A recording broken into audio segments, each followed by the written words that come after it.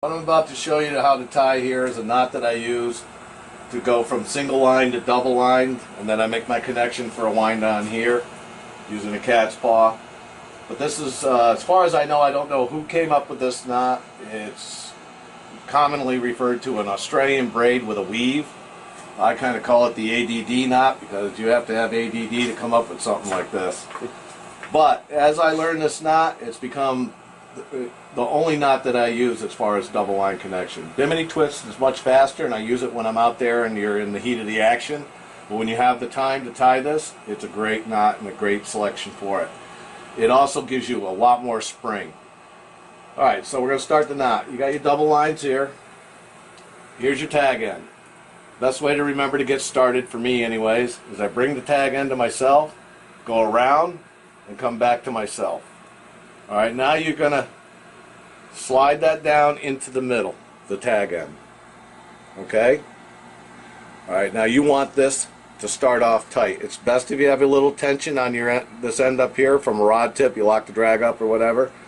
And then you're going to pull this down as tight as you can right there. Now I usually squeeze it with my fingers, and then you start your braid. And it's going to be awful hard to see because I squeeze so hard with my fingers. But each braid, is just like weaving over and under, over and under, and then you just continue to make your braid. The tighter the better. Takes a little practice to get it real tight.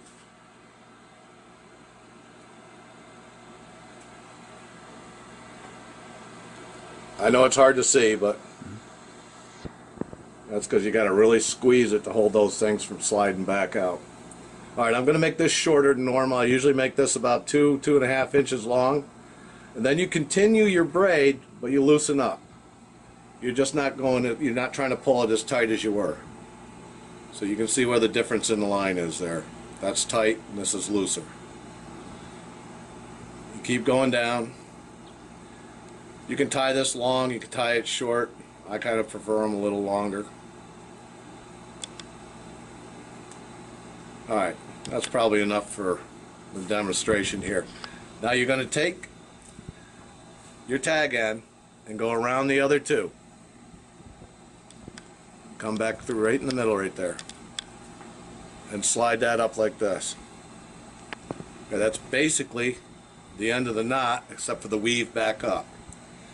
The weave part, you're going to turn it on its side here, and I don't know how well you're going to be able to see it.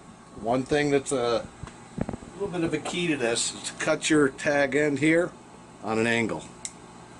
So it's like a needle.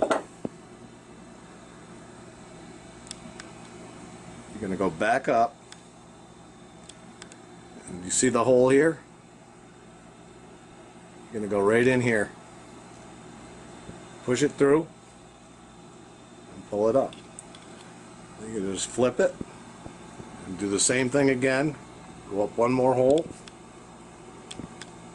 Getting old, I'm going to need glasses soon to do this. And you just continue all the way up till you get to where the connection is between the tight and the loose. I'm going to skip a hole or two here just so we can get this knot over with.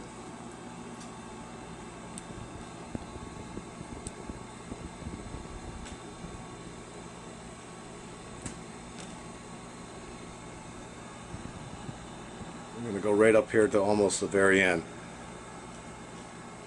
Now once you get it to where it's the last one is where it becomes tight again. You're not going to be able to get that back through there. Really, this is basically the end of the knot. I kind of bend it over and leave yourself a little bit of an extra tag end there. And then I melt it. And then you got to be real careful, obviously, and best if you're out of the wind. Let it go down, let it go down, let it go down, let it go down. About there. Let it cool just for a second and squeeze it right on there. That's basically the finished knot. There is actually no knot there because it's a weave with the braid, and you're getting a hell of a shock absorbance from this. It really works well. I tie this on everything we use. Maybe not the prettiest one I've done, but there it is. And that's my ADD knot.